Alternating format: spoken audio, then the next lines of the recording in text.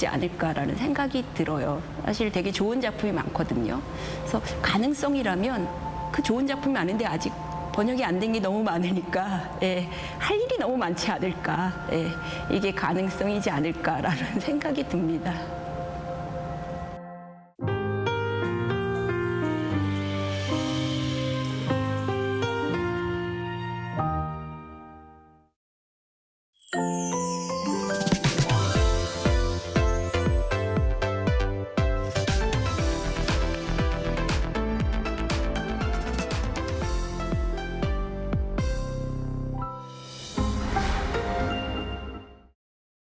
How to survive in Korea. One room. So, you're surviving in Korea if you've signed a contract for a one room. Obviously, you're a pro. But the real deal begins now. Step 1. Housewarming. No need to buy toilet paper, diffusers or hand soap. You'll get them soon enough as housewarming gifts. And some are bound to pile up. There's nothing better to serve your guests than milpaeyu nabe. If you have Korean friends coming over, don't forget the extra garlic. Step 2. Garbage disposal. With great power comes great responsibility. You've had a good time, so let's get to work. It might be tempting to sweep everything into a trash can, but you have to separate your garbage. Not bothered? Beware that negligence is punished with a fine or public humiliation. Step 3. Drying rack. You're excited to live alone in Korea, but the fate of these items, hanger, storage, or a hanger. Go get fresh coffee outside. Jogging doesn't cost anything, and nothing beats instant rice. But keep one item around so that you don't get too lonely. Step 4. Pros of living alone. No mum. Cons of living alone. No mum. A new towel doesn't magically appear. You have to do the laundry regularly. If anyone gives a towel as a souvenir, take it. Get rid of mold immediately. Don't be lazy with the vacuum cleaner. Housework is an endless affair. Overwhelmed? Give your mum a call and thank her for everything she's done. Did you survive in your one room? Wait, you have an unwanted visitor. Call someone you fancy. Could be the right person for the job.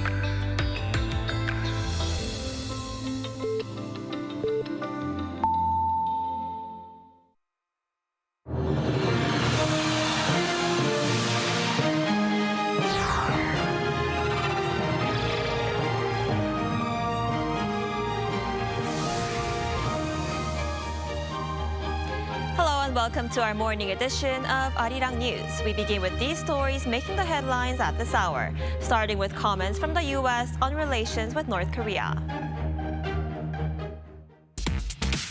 The White House says President Trump is receptive to contact with the North Korean leader Kim Jong-un. and wants to see the same kind of progress made during the leaders' summit in 2018.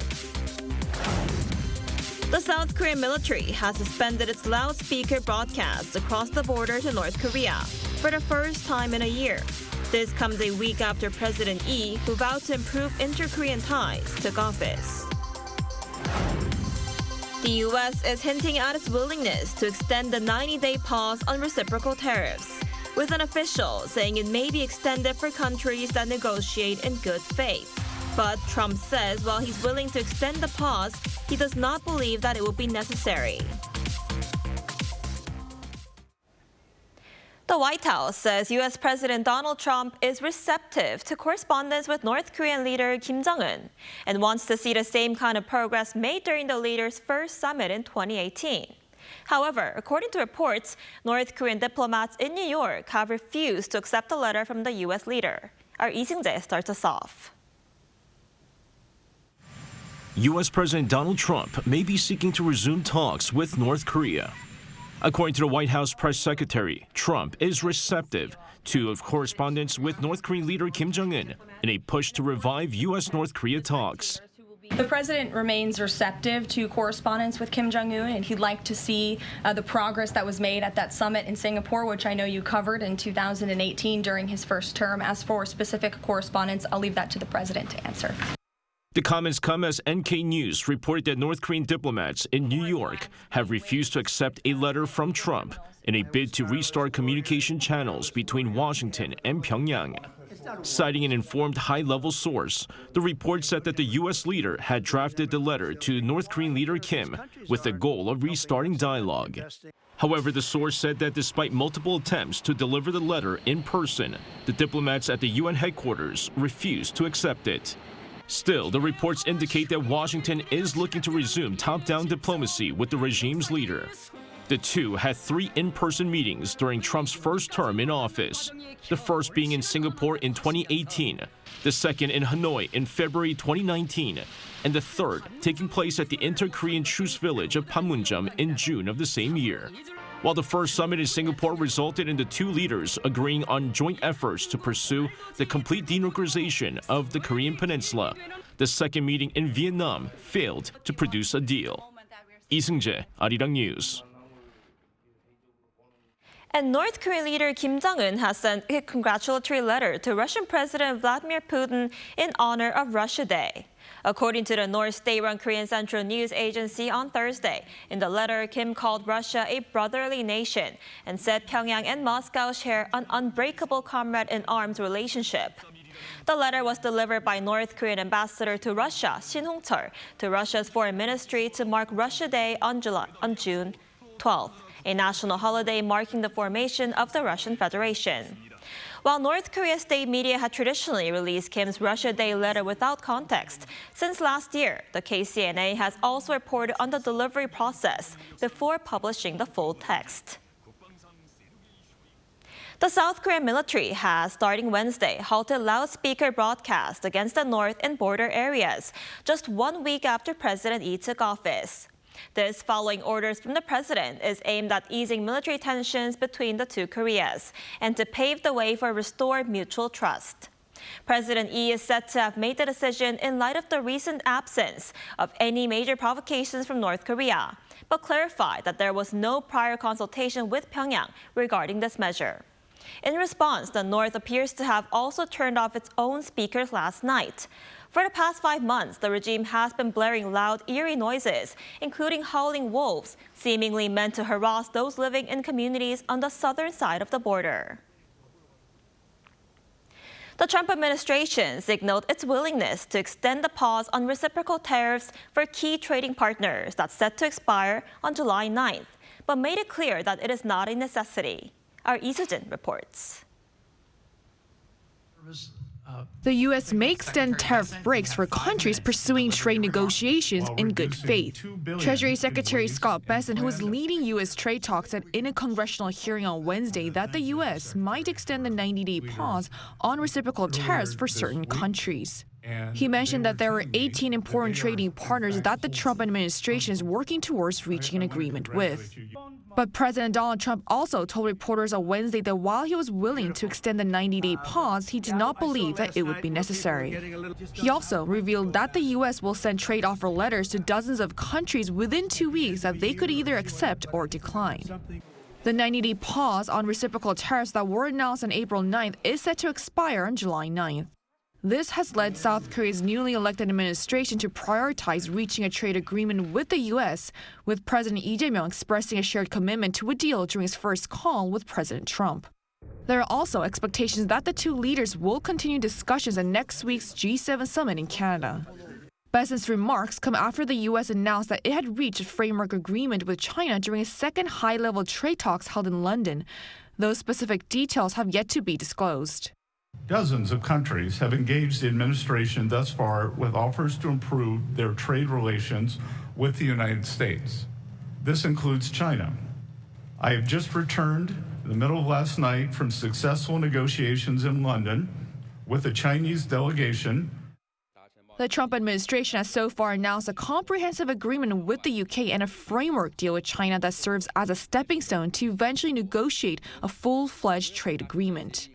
And as it remains a framework deal, Besant acknowledged that negotiations with China are likely to be a lengthy process, signaling that while key issues like Beijing's export controls on rare earths critical to advanced tech and defense were addressed, broader trade disputes remain. But active negotiations, not just with China, but other countries as well, are expected to continue, especially with the U.S. Federal Appeals Court ruling on Tuesday that the tariffs can remain in effect until the court completes its full legal review. Lee Soo-jin, Arirang News.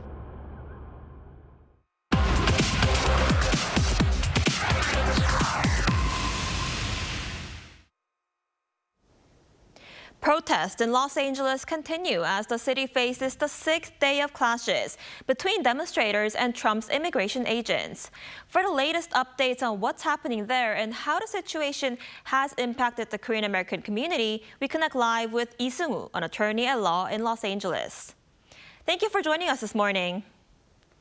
Hello, how are you doing? Good, how are you? I'm fine, thank you.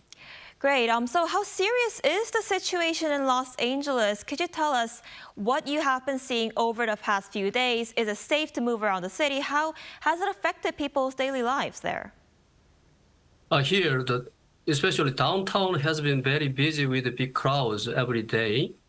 Most people are peaceful, but a few have broken the window or started small fires. Police shut down nearby streets and sometimes pause the subway. If you are not going into the heart of a protest, things feel pretty normal. Shops are open and the people are working. Just give yourself extra time for travel, take a bus or ride shares, and avoid the main protest area until the evening. So I see. As an immigration lawyer, how is the Trump administration's immigration policy affecting your clients? And how do you assess the overall situation regarding immigration raids in Los Angeles and across the country? I see that the Trump's policy is very exceptional. It's kind of threatening people. In case of my client, they are very worried.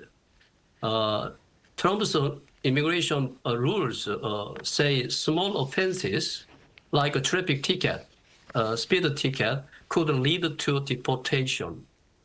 There are also rumors that ICE is arresting people near schools and shelters. We haven't seen huge dawn raids yet, but the fear is the same. Many are skipping early appointments and staying home in the morning and even calling out of work to be safe. Right, I see. That sounds pretty serious. So Korean Americans in Los Angeles recently criticized Donald Trump Jr. after he posted a controversial meme mocking the unrest by referring to rooftop Koreans from the 1992 riots. So tell us more about how the Korean American community has been responding to the latest protests. I see that's very rude to our community. That joke hurt a lot of people. churches and community groups put out statements asking public figures not to make light of it. Online, people use the hashtags like "Not Our History." And the local centers held Zoom talks where older folks shared the stories from 1992. And the young activists talked about how to stay safe today without causing more tensions. I see. And what are some of the biggest concerns for Korean Americans in Los Angeles and across the United States? How has the Korean community been affected in terms of doing business there? And are people worried that they might have to leave the city they live in and leave the country that they live in right now? According to recent statistics limited to Los Angeles city area, small shops in Koreatown have 20 to 30% fewer customers. Some restaurants are cutting hours because staff are afraid to commute.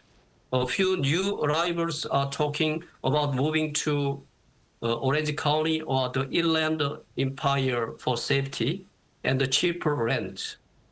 But most people love LA. Our tight community, Korean-speaking services, and job opportunities are hard to leave. If things stay tense through the summer, I think more families might look to suburbs or even other states. I see. And we are seeing the federal government and state officials clash over the deployment of military troops to the LA protests, with the California governor now asking the court to block Trump's decision. So how do you think that will play out as the protests spread to other cities like New York and Chicago? Could this become an issue in other states as well? In my view, there is some constitutional issues between freedom of speech and power of president. So Governor Newsom asked the court to block federal troops, saying that the Insurrection Act doesn't cover peaceful protest. If court agrees, sanctuary states can refuse federal forces. The administration may appeal to the Supreme Court before the election. Other sanctuary states like New York or Illinois could do the same. At the same time, more conservative states might ask for federal help. So some cities could have troops and others won't. I see. All right, Mr. Lee, thank you so much for your time today. I hope you stay safe there. And thank you so much for your insight. We appreciate it. Thank you.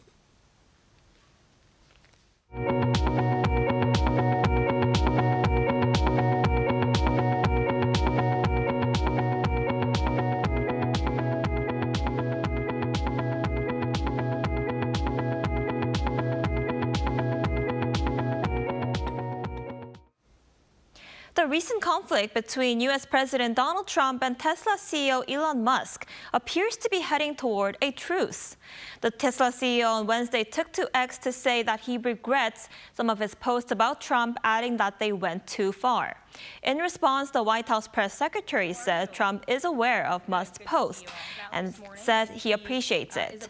Meanwhile, Trump, during a podcast interview with the New York Post on the same day, praised Musk's post, adding that while he doesn't blame him for some of his assessments, he was disappointed. The White House added that the administration has made no efforts to review government contracts with Musk's companies. Representatives from multilateral development banks, local companies, and the Korean government gathered in Seoul for talks on ways to foster cooperation in the environmental and green technology industry. Our Moon Ji-young tells us more. Strengthening cooperation between domestic companies and global partners and promoting local companies' eco-friendly technologies is what the Ministry of Environment and the Ministry of Trade, Industry and Energy aim to achieve at the 18th Global Green of Korea Forum currently being held in Seoul.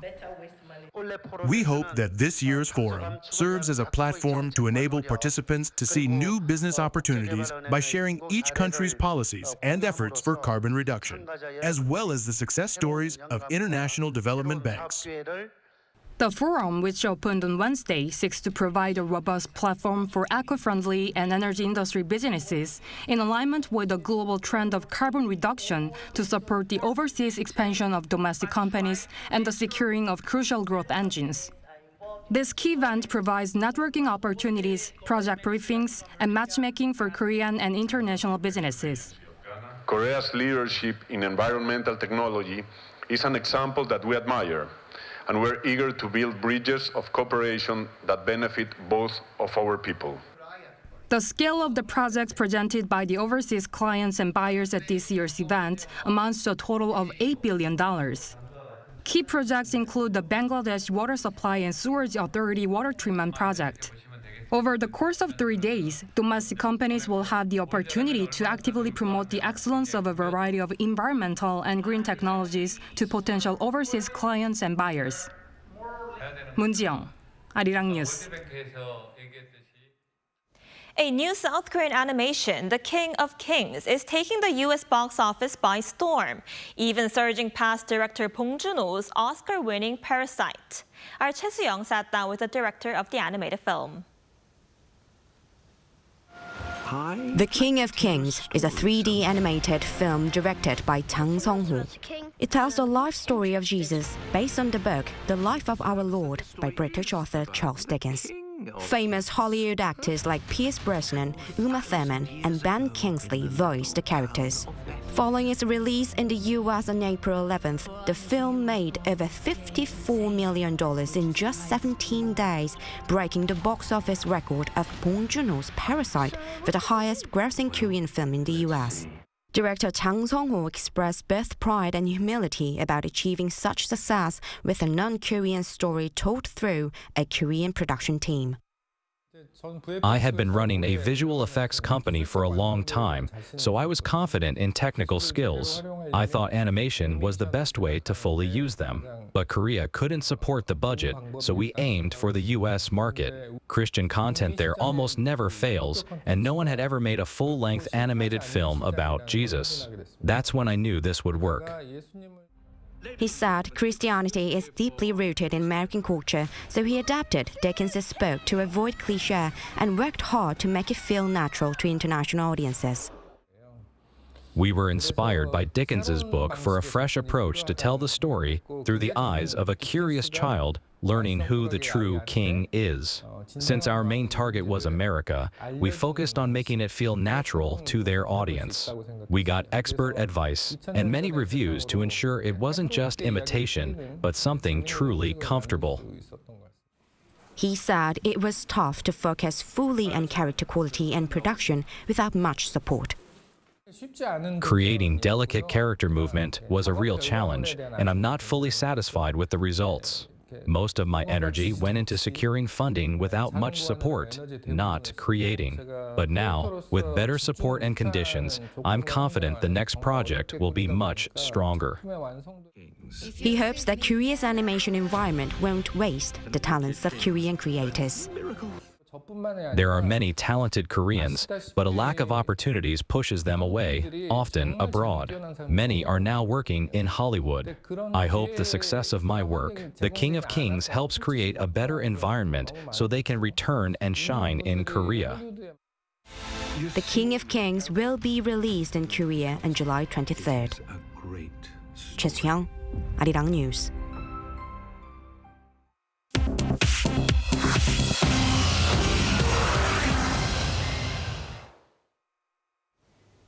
Now let's take a look at some stories from around the world with our Choi Ji. Good morning, Ji. Good morning, Anji. So, Ji, let's begin in Gaza, where it's been reported that more Palestinians were killed near aid sites. Do tell us more. On Wednesday, at least 41 Palestinians were killed near food aid distribution centers, according to Gaza health officials.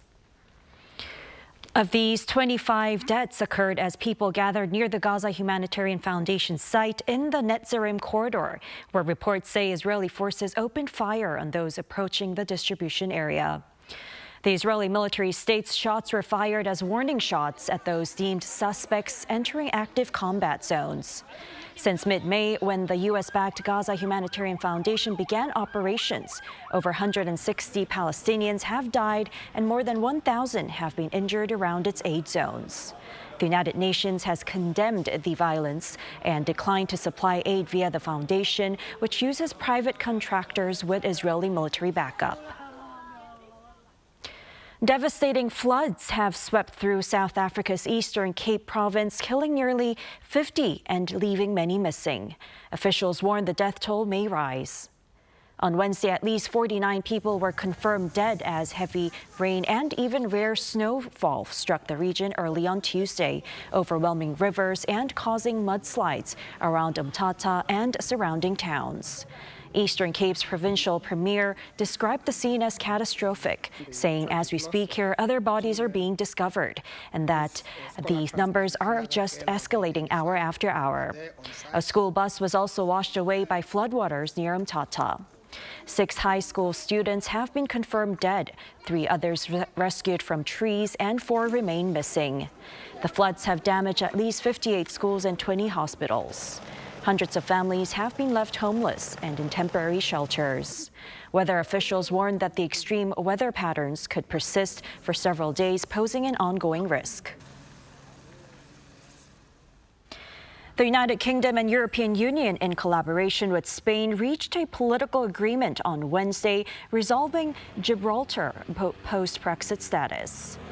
Under the deal, approximately 15,000 daily cross-border commuters will be able to enter Gibraltar using residence permits or national identity cards, eliminating routine passport stamp checks. At Gibraltar's airport and seaport, passengers' passports will be checked jointly by Gibraltar and Spanish authorities. UK Foreign Secretary David Lammy stated the agreement protects British sovereignty while boosting Gibraltar's economic stability. Spain and EU leaders welcomed the accord, calling it the removal of Europe's last wall. Brian Wilson, the co-founder and frontman of the rock band The Beach Boys, died on Wednesday at the age of 82. Widely renowned for his genius songwriting, Wilson was known for his landmark tracks, including Good Vibrations as well as the 1966 album Pet Sounds. Wilson had battered dementia since early 2024 following the death of his wife. Beginning in 1961, the Beach Boys released a series of upbeat songs that celebrated aspects of California's youth culture, including surfing and romance. Tributes have poured in from across the music world, with Bob Dylan and Ringo Starr among those praising Wilson's enduring impact on music and culture.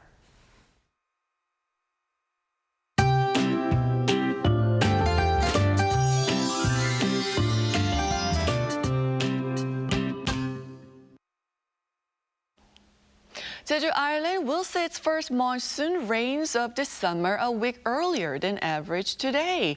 Meanwhile, inland areas will continue to experience heat at around 30 degrees Celsius. But now we do have to talk about Typhoon Utip, the first typhoon of the season. It's not expected to directly impact the Korean peninsula, but the increased moisture could lead to significant rainfall through the weekend. And until Saturday, Jeju can expect heavy downpours of over 200 millimeters. And as we can see, certain parts of Korea will be seeing heavier showers, with the south coast seeing up 200 millimeters.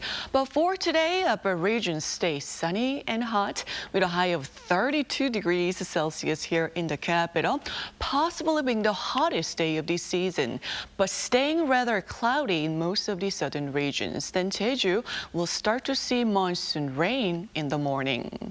Nationwide rain is expected over the weekend, but let's keep an eye on the developing rain system.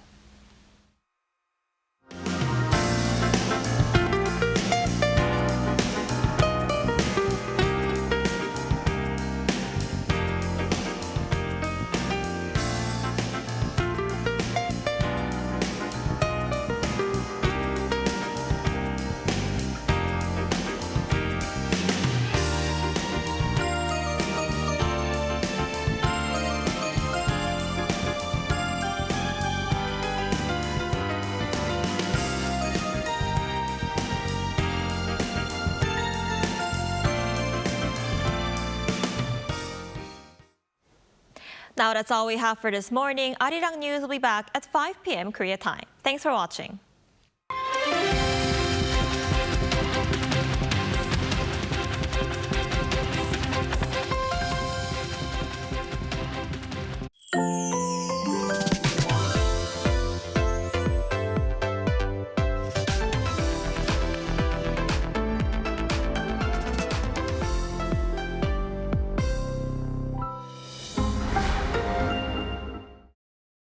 How to survive in Korea. Barbecue restaurants. Step 1. Taking care of your clothes. Put your jacket in the plastic bag. Seal it tight.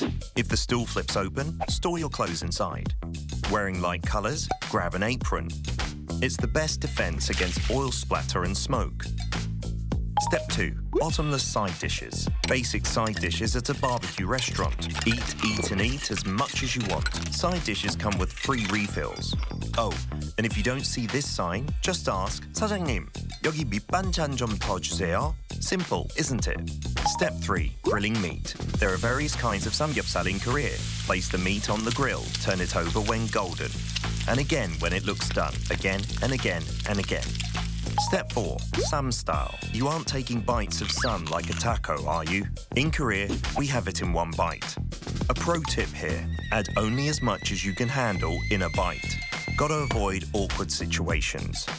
Step 5. Enjoy the perks. After the meal, enjoy the perks offered as a Korean restaurant. Fabric refreshers get rid of the barbecue smell, while mint candies freshen your breath. Did you survive the barbecue restaurant? Hang on. Are you here with someone you want to impress? Then let's skip the garlic. Who knows what will happen?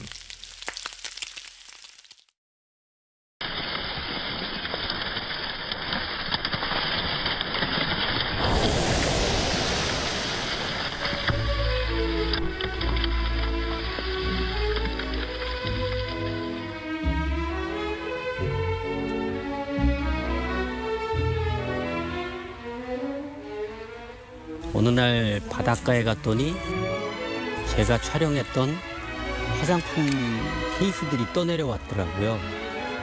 그거를 보고 많은 생각을 했어요. 그 어마어마한 양의 쓰레기는 거의 상상을 할 수 없을 정도로 진짜 경이로울 정도로 많습니다.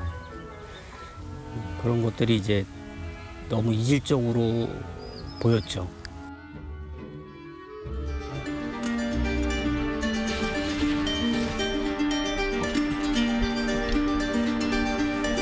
그 식물들이 거기서 자라고 싶어서 자란 건 아니거든요. 우리가 버린 쓰레기에서 자란 이 식물들도 우리가 만든 환경인데 어떻게 우리가 그 운명에 대해서 관여를 한 거거든요. 우리가 만든 이 환경에 대해서는 인간이 이거를 관여를 해야 된다고 묻잖아요.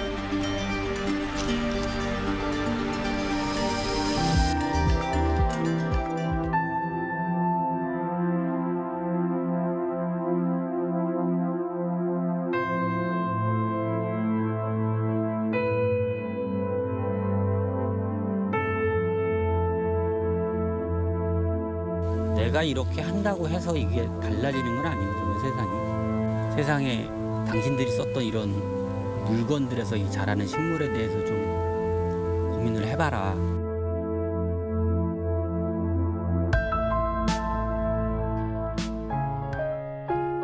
자연에 들어가서 주변을 잠깐만 관심 있게 둘러보시면 구석구석에 엄청난 쓰레기들이 많습니다. 근데 당신이 하나 주운 게 수천 마리의 종을 생명을 살릴 수가 있습니다.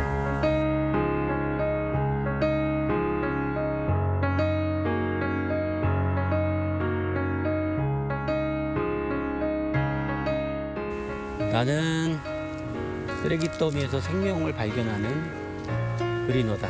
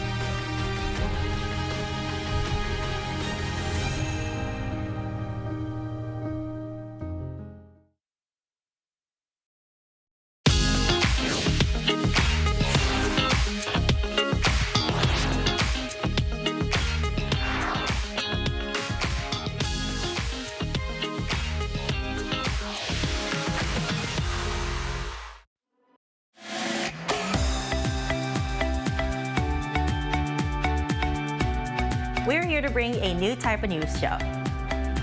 New insights, new styles, and new topics every day. We are News Generation.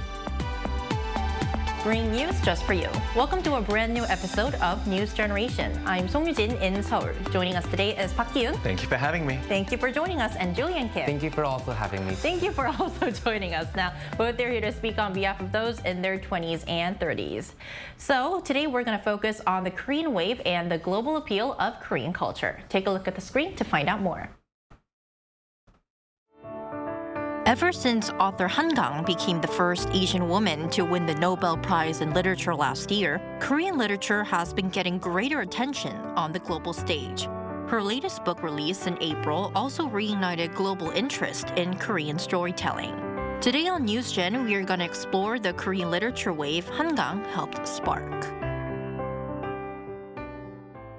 We're going to begin our show today by talking about author Han Gang, once again last year's Nobel laureate in literature, and her latest work. So, Ki-eun, can you tell us a bit more about her new book, please? Sure thing. Back in April, Nobel Prize in Literature laureate Han Gang released an essay collection titled Light and Thread, or 빛과 실 in Korean. This book offers a glimpse into her literary world and inner life as a writer. It includes lecture transcripts, previously unpublished poems, prose pieces, and even pictures taken from Han Gang herself. Light and Thread is also the title of the lecture she delivered at the Swedish Academy on December 7, 2024, as part of the Nobel Prize ceremonies. And in the lecture, Han Gang begins by reflecting on a childhood poem she rediscovered and goes on to explore fundamental questions that have shaped her journey as a writer. Questions about life and death, violence and love. And she emphasizes the idea that language acts as a thread connecting us as human beings. And this collection serves as a deeply moving record of Han Gang's literary thought and sensibility, offering valuable insight for readers seeking to understand her body of work. And I think a lot of people were excited because this was not just her latest work and first work after receiving the Nobel Prize, but it's been a while since she released a non-novel book. Right, you're right. Then, Julie, I want to ask you how the public has been responding to Han's latest book. Yeah, so upon release, the book immediately topped Kyopo's bookstore's overall bestseller list. Unlike her previous works, which is a little more darker, this one is more brighter and warmer tone, which many readers have found to be very charming and really seem to enjoy. And once again, as mentioned in the VCR, Korean literature has been receiving more spotlight ever since Han Gang won the Nobel Prize in Literature. So we're going to broaden our lens now and take a look at how Korean literature is resonating beyond Korea's borders. So, Ki-eun, how big of an impact would you say that Korean literature is making globally? Pretty big. Pretty indeed. big. Yeah. Due to the global popularity of the Korean wave, or Hallyu, international interest in K-literature has also been on the rise. Traditionally, the export of Korean literature was driven by institutions like the Literature Translation Institute of Korea, abbreviated to LTI Korea, which planned translation and publication projects and collaborated with overseas publishers. And this was pretty much a one-sided model where Korea selected the works and persuaded foreign publishers to sign contracts. Now, the tables have turned. Export contracts inquiries are increasingly initiated by foreign publishers the other way around. So let's take a look at the screen to see how much of an increase there was. According to LTI Korea, the number of cases where foreign publishers secured pre-contract copyright agreements and then applied for translation support increased from 11 in 2014 to a whopping 164 in 2022. Wow. Although the numbers may seem relatively small, it is a huge leap in less than a decade, and there has been a gradual increase, like year on year, every year, except for 2017, where the number jumped to 98. And another notable trend is a growing diversity of K-literature genres being published abroad. In addition to traditional works that emphasize Korean sentiment and themes, genres like science fiction and fantasy are also being exported. That's very good news to hear. It is. And another evidence, should I say, that really shows how well Korean literature is doing overseas is that Korean literary works are receiving and have received very prestigious accolades from around the world, right, Julian? Yeah, so like Ki-eun has has mentioned, K-literature or winning or being nominated for international awards have already been steadily increasing over the last couple of years. Counterattack at 30 by Son Won-pyung, which deals with the workplace lives of millennials and Gen Zers, have won the Japan Booksellers Award. Another book called Concerning My Daughter by Kim Hae-jin is a story about a mother and her lesbian daughter, was nominated for France Emile Guimet Prize for Asian Literature too. Very good news as well. So before we move on, we are going to take a look at what our viewers think. We also asked our viewers which genre of Korean literature they enjoy most. And we ran a poll on our Arirang News YouTube channel. And if we look at the results, 69% said that they enjoy novels the most, followed by poetry, 11%, essays and plays, both at 10%. So we're now going to move on and focus on specific regions where we are seeing the rise of Korean literature and its popularity. One area that really stands out is the Middle East, which is a region once thought to have little exposure to Korean books. So Kyun, I want to know how this all happened and how big Korean literature is in the region. Okay, the Middle East was traditionally a barren market for the export of K-literature. So back in 2020, Korea recorded a total of 1,214 international book copyright exports, but only two, which is like 0.2%, were actually to the Middle East. However, like I mentioned before, the situation has been changing in recent years. And back in 2023, South Korea participated as the guest of honor for the first time at Sharjah International Book Fair in UAE, the largest book festival in the Middle East, where it actually showcased 79 really works. 79. So 2 from 79? 2 from 79. Another huge leap. And this shows the interest in Korean literature in the region is growing, obviously, initially sparked by Korean popular culture like the Hallyu, such as dramas, music, but now it's actually expanding into books, which is another great sign that K-content is just spreading abroad in a very positive way. Absolutely. And Julian, I heard that a major book-related or literature-related event, should I say, took place in the Middle East that really showed how popular Korean literature is in the region, right? Yeah, so last month, Korean literature captured a lot of attention at the Muscat Book Fair held in Oman in the Middle East. Even though no Korean publishers directly participated, English translation of works, including those by the notable Korean author Han Gang, were sold at this book fair too. Now, popular titles include Min Jin Lee's novel Pachinko, which has been popular due to its recent adaptation as a drama. Baek Se-hee's essay collections I Want to Die But Eat Tteokbokki, which reflects on the author's struggle with depression, has also been showcased at this book fair too. However, it is important to note that there are hardly any works translated directly to Arabic. All of these Korean books were translated to English instead. All right, so to hear directly from the region, once again the Middle East, we'll be speaking with a millennial reader from the region after the break. Stay with us.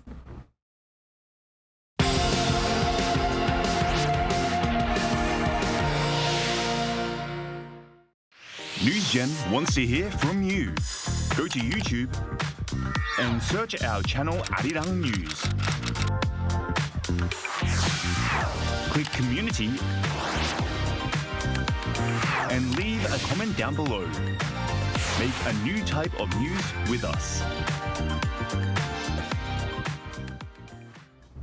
Joining us today to talk about the Korean literature wave is Palestinian millennial Suha Samara. Welcome to the show, Suha. Hello. Thank you for joining us. Thank you for having me.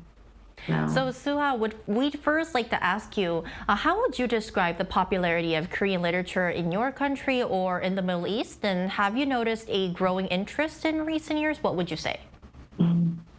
Actually, to be honest, Korean literature is not very well known yet in Arab countries, in most Arab countries. As you know, K-pop and K-dramas are extremely popular, but I think when it comes to Korean literature, it's still growing. I think one of the main reasons is the lack of Arabic translations of Korean books. I think people nowadays are curious, and they just don't have that easy access to read these kind of books. But that said, like interest is definitely growing, especially among young readers and students who are like majored in Korean studies or already interested in Korean culture. I think more people nowadays want to go beyond entertainment and K-pop industry, and they want to understand Korean society on a deeper level. So yeah, I think here's the literatures come in, yeah. I definitely agree with you. Translation into different languages, especially Arabic, would actually extend more further into the Middle East. Can you share some Korean literary works you've read so far? What draws you to them, and what do you think sets Korean literature apart from other literatures? Yeah, actually, I have read many Korean books, especially essay collections, which I think I have. It has like a very unique writing style. It often like feels very personal, poetic, and reflective. It's not just like about sharing thoughts. It really makes you resonate with everyday life struggles, emotions, and quiet moments that every human being experience. And I also have read like many novels like famous Kim Ji-young, born in 1982, which tackles very important issue in Korean society, which is about woman and motherhood, and also read like different kind of books, fantasy books, like The Rainfall Market, which is also explores themes like resilience, connections, and pursuits of happiness. But one author who really left a deep impression on me is Han Kang. As you know, is also internationally recognized. She won the prize, the Mount Booker International Prize in 2016 for the vegetarian book, which is, and also recently in 2024, also she awarded the Nobel Prize in literature. I think her book, The Vegetarian, is about a woman who suddenly refuses to eat meat, but it's not just about food. It's a story like of someone trying to break free from control, dealing with mental health, and like experience silent resistance in a very conservative environment. I think it's very powerful. And I also read another book of hers, which is Human Acts. I think it's a very beautifully written book. It's about Gwangju uprising. I think it's very emotional, and it shows how emotional impact on people. It shows how trauma lives on even after kind of events. I think it's really heartbreaking, but it's very beautiful, and I think many Arab readers can connect and resonate with this kind of books, especially Palestinians and what's happening nowadays. I think Han Kang writing is very, very poetic and philosophical, which is I like this kind of style. She deals with deep human emotions like pain, silence, and dignity. I think many Arab readers will enjoy her readings. Great. So just to wrap things up, what could help Korean literature become more accessible and well-known globally? Do you have any suggestions on how you think it could be a better reach towards international readers? Yeah, as I said, I think the biggest thing that could help is having more translations in Arab, especially into languages like Arabic, because there are many powerful Korean stories, and people can't access them if they don't have, can't read in Arabic. And also Korean literature should be shared more in platform like podcast, YouTube, or even TikTok. I think in this generation, media is very important. Such a big part of everyday life of young people. Maybe like using storytelling techniques through social media can really help introduce Korean literature, Korean stories, and in more engaging way. Also, there's another way they can use Korean Day or Cultural Day events. They should be more focused on Korean books, not just music and food. I think Korean culture is beyond food and music. So literatures could give people a deeper view of culture and values of Korean society. All right, Swa, thank you so much for your time today. We really appreciate it. Thank you for having me. Thank you. So far, we've zoomed in on the K-literature wave in the Middle East, but another region where Korean literature is steadily growing its audience is North America. So, Kyun, what can you tell us more? Yes, an editor at Penguin Books, one of the world's top 5 publishing houses, remarked that quote unquote, Korean fiction was trending and now it has completely exploded. And this follows Han Kang's Nobel Prize win as well. 10 years ago, there was little demand for Korean books, but in fact, translator Deborah Smith even founded her own publishing house to introduce Korean literature to the world. So, but now it's hard to find a publisher that isn't actually publishing Korean books. But like this is in North America, but I think just hearing from what Sua just mentioned, I think it needs to expand more into different regions so that K-literature can be known to more people around the world. Hopefully. And Julian, as someone who's lived in the States for a very long time, how would you describe the K-literature boom in the region? Yeah, so interest in Korean authors is expanding beyond just publishing too. Now Hollywood is actually starting to get an interest in Korean literature. Warner Bros. Acquired the rights to Blue Hole by Chun Sung-an, a science fiction novel about a racehorse facing euthanasia and a humanoid jockey. Pyonhyang, The Hole, which Time magazine named the best thriller of 2016, is already being adapted into a film too. It tells the story of a man who lost his entire family and survived alone, living as a quadriplegic. So yeah, this is clearly showing that there is a lot of huge impact on Korean literature in North America, and people are not just reading books, they're interested in seeing film adaptations too.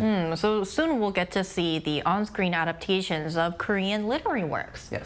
Okay, so ending off, if you could introduce or recommend one Korean literary work, or it could be a couple of literary works to our viewers who want to explore the world of Korean literature, what would be your pick and why? There's so many, but I'll just stick to one. Okay. So one work that I'd like to recommend is a book titled Wizard Bakery by writer Gu Byung-mo. It's a young adult fantasy novel that was published back in 2009. And rather than just giving the plot away, the key aspects I loved about this book was the blending of fantasy and reality, offering a fresh, immersive experience for the readers, and the honest emotions and relatability of the characters, and the broad audience appeal as the themes and content resonate not only to young adults but to older adults, including myself, because I'm one of the older adults. And of course, the literary quality and narrative strength of the author, Gu Byung-mo, makes you want to actually keep reading the moment you read the first page. And what I noticed was once you read a book and you really like it, you want to search more about the other works that the author has written. And that really helps you to actually understand the author a bit more as a narrator, writer as well. And not just like entertain yourself, but to learn more about the Korean culture as well. So it's kind of all blended in. It's fun to read, but at the same time, there are historical events, factual events that are blended in the novel, which gives you that extra kind of span of understanding the Korean history as well, not just literary works. I mean, I've heard this title a couple of times, Wizard Bakery, so I think that it is quite huge in Korea. You didn't give us spoilers to the plot, so I guess the only choice I have is to read. Wizard Bakery by Gu Byung-mo, right? Okay, then what's your pick, Julian? So unfortunately, I'm only just now getting to the world of Korean literature, so I feel like I didn't get the chance to read many of the books that we've mentioned, but there is one book that I really want to read, is Panchinko, which has been adapted into a drama. I think season 2 came out this year, and I watched both seasons, really enjoyed it, so I do want to read the novel to see how it compares to that. And all the books that we mentioned seem very interesting, so I've added actually all of them to my list, so I'm looking forward to it. But Panchinko is the #1 because I really enjoyed the show. Okay, so Wizard Bakery and Pachinko. Recommendation for our viewers. And that's all we have for today on News Generation. Special thanks to Park Gi-un. Always a pleasure. Thank you. And Julian Kim. Thank you for having me today. Thank you. And to our viewers, thank you for watching, and we'll see you next time. We are News Generation.